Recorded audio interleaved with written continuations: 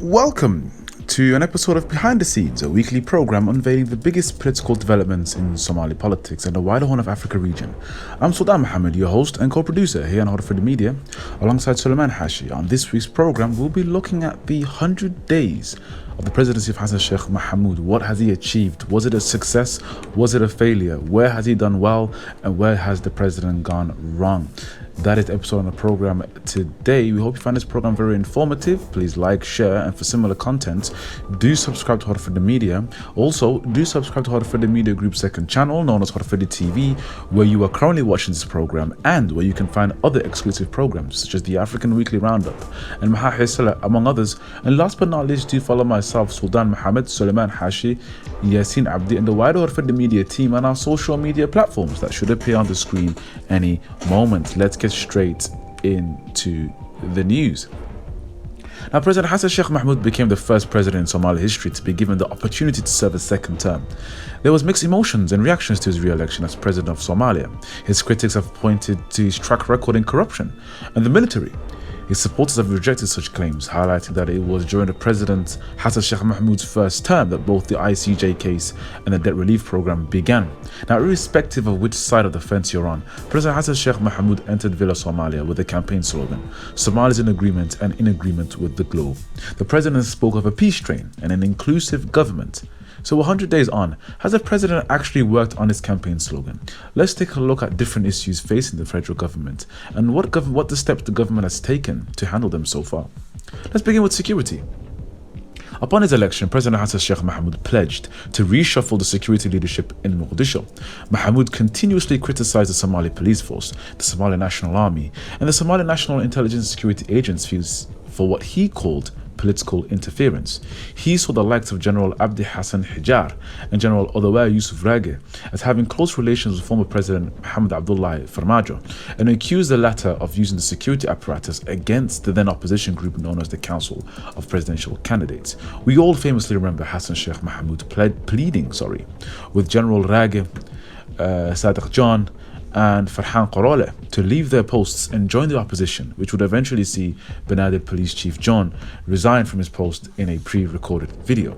So, what leadership changes have been made thus far since his election?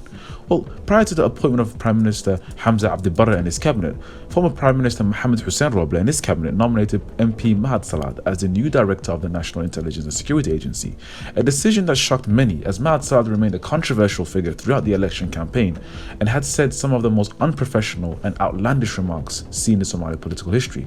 Additionally, he was also accused by his predecessor Fahd Yassin of having ties to senior Al-Shabaab commander Mahad Karate. However, such accusations have not been substantiated and only remain allegations. Some have accused Fahd Yassin of being a disgruntled former NISA chief that was forced into political battles with former Prime Minister Mohamed Hussein Roble and his entourage. Now, upon his appointment, Mahad Salad began an all-out witch hunt against all former allies and colleagues of the immediate predecessor Fahd Yassin.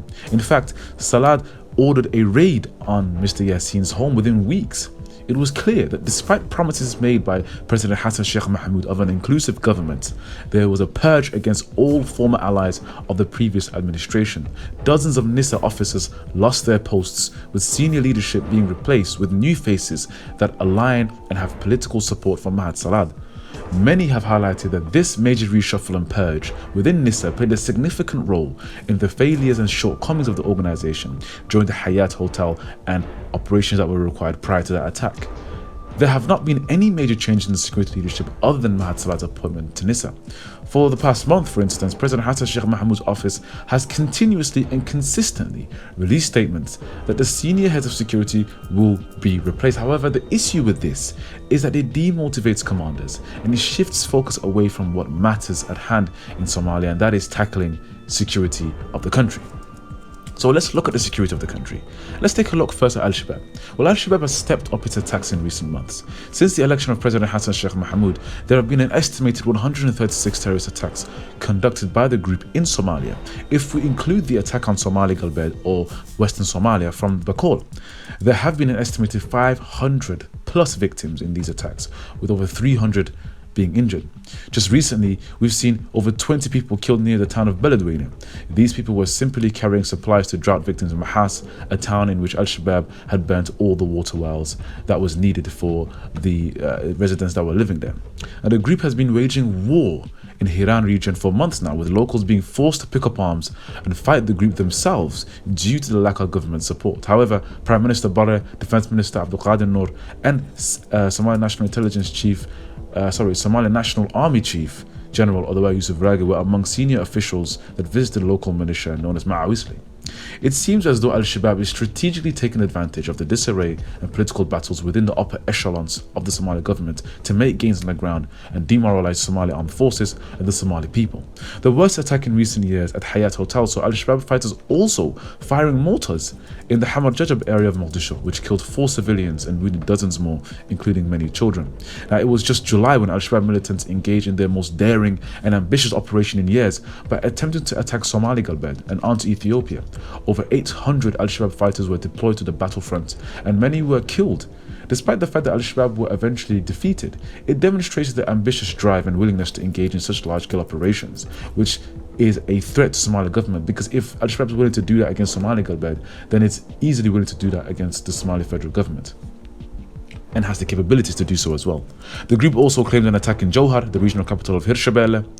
The fighters attacked Noor Doob Hotel, a popular hotel in the regional capital frequented by state government officials. And much like the attack in Hayat Hotel, the militants used the same tactic of car bombs, storming the building, and there we saw 3 individuals killed and another 7 wounded. The Jowhar attack only happened 2 weeks prior to the failed Al-Shabaab offensive in Somali Galbed.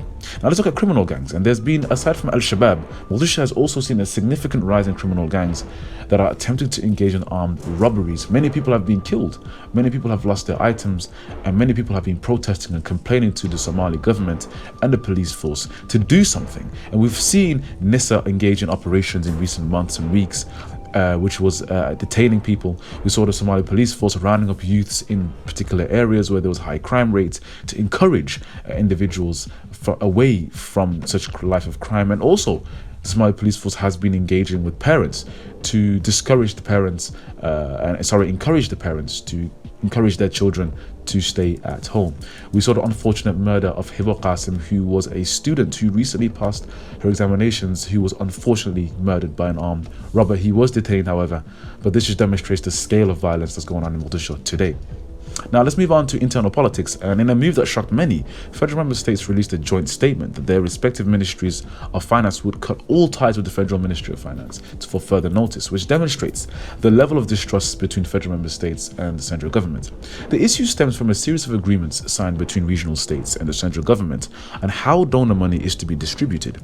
The previous government stipulated 60% of donor money were to be taken by Mogadishu, the central government, whereas 40% would be equally distributed among federal member states. Now, recently, the World Bank provided $130 million to Mogadishu, but Villa Somalia has only pledged to give each federal member state $2 million, which is below the agreed upon framework.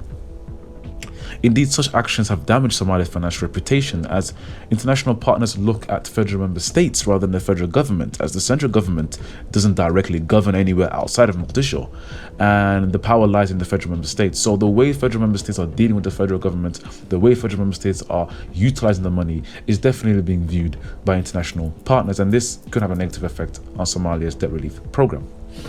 Relations between Mogadishu and the federal government, federal member states, have been very strained politically as well. In a surprise move to many, President Laftagan of Southwest State, for instance, and President Deni of Puntland both traveled to the Ethiopian capital, Addis Ababa. This came following visits by senior Ethiopian officials, security officials to be exact, to Somali regional capitals including Hargeisa, Garowe, Beledweyne, Kismayo, Baydhabo, and Dulsamareb, as part of Addis Ababa's new security policy, as a result of the recent Al-Shabaab attack in Somali Galbed. What is clear is that there's brewing and increasingly intensifying political rifts between the federal member states and the federal governments. So, why has Hassan Sheikh decided to go head-on against federal member states when he is the very leader whose campaign slogan said Somali Hashish, in other words, in English, it meaning Somali in agreement? Well, President Hassan Sheikh Mohamud perceives many to be clear, close allies of the former president Hassan Mohamud Abdullahi Farmajo. For instance, take Laftagram, for instance. Hassan Sheikh wants individuals that he can work with and will not question his governmental policies. And indeed, Lafta Galen is a politically vocal individual, as we can see. We can see Hassan Sheikh having made similar moves against federal member state leaders in Galmudug, for instance, with the newly appointed Interior Minister Ahmed Fiqi being eyed as a replacement for President Ahmed Qorqor. Fiqi is a direct opposition to Qorqor, having been fired as a Galmudug Regional Security Minister following support for Ahl Sunnah wal Jama'ah during battles between Galmudug State and the militia. We can similarly see the appointment of Shir Umar as Foreign Minister. Mr. Umar previously served as the Secretary General of the main opposition party in Puntland, Midaya, and Midaya defeated then his incumbent political party during the 2021 direct election in Qardo and other districts in Puntland. And international relations seems to be, however, at the moment, President Hassan Sheikh Mohamud's strongest department. On his trip to Eritrea, President Hassan Sheikh Mohamud signed a memorandum of understanding with Asmara. What were some of the things agreed upon in this memorandum? Well, the memorandum begins with recognizing that the successful fight against terrorism in Somalia is a prerequisite for peace and stability in the Horn of Africa. Some of the more important elements include strengthening the political and diplomatic cooperation to protect and advance national interests of both countries, broaden economic and social cooperation with emphasis on trade and investment, water security, agricultural, fisheries, health and education, enhance defense and security cooperation to safeguard peace and stability, and final and probably a significant point, which is the advancement of cordial relations and cooperation, economic integration in the Horn of Africa, which could possibly indicate continuation of the three-way partnership between Ethiopia, Eritrea and Somalia. However, it seems as though Ethiopian and Somali relations have deteriorated in recent months as the political conflict between Egypt and Ethiopia intensifies, and Somalia has somehow, in some way, got itself in the middle of this conflict.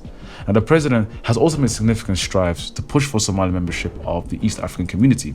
The group has previously rejected Somalia's bid, however, it seems as though chances are higher this time. In 2016, Somalia's application to the EAC was rejected by member states for, and I quote, security reasons. Now, the Somali foreign minister at that time denied the reasons was security concerns. He told BBC Somalia that a committee from the EAC would visit Somalia in April 2016 to assess whether Somalia was eligible to join the organization.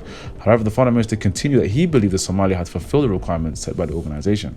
Interestingly, shortly after South Sudan membership was approved by the EAC, members, despite the security and political situation in South Sudan at that time being not much different to Somalia to some degree. According to the treaty establishing the EAC, new members are admitted if they respect the principles of democracy, rule of law, accountability, transparency and social justice. Indeed, if South Sudan managed to fulfill the criteria, one has to ask himself or herself as to why Somalia was initially rejected. Somalia would join the organization, would attempt to reapply to the organization. For example, between 2016 and 2020, for 4 years, the EAC would again not begin the verification process for Somalia. In 2021, under Farmajo, the Somali government asked the EAC Council to begin the process of verification and asked why there was such a long delay. And it was only in 2022 when President Hassan Sheikh Mohamud traveled to Arusha in Tanzania to participate in the Head States Summit. As a guest, would there be any talks of Somalia's membership of the organization? Now, following a series of individual meetings between Hassan Sheikh and leaders of the member states, the EAC confirmed that the organization was willing to begin the technical verification process. Now, it's important to know that this does not automatically secure membership. Now, President Hassan Sheikh Mohamud now must focus on strengthening Somalia's security while simultaneously working with regional leaders rather than hindering them at all. And lastly, if President Hassan Sheikh Mohamud wants Somali Heshis, or Somalis in agreement, he's done well, he's done okay with his trips abroad. Despite the fact that some agreements, for instance in Kenya, his trip to the UAE, his questionable trip to Egypt, were not always in the best interest of Somalia per se, he has been stronger in this department than he has been in internal affairs.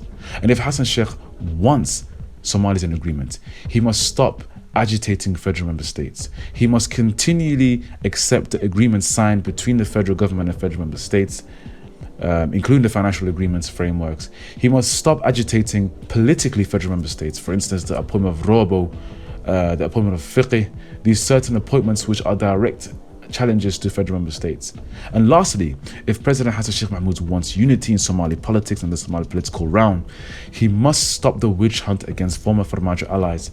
And this is the only way to get a real sense of unity in Somalia.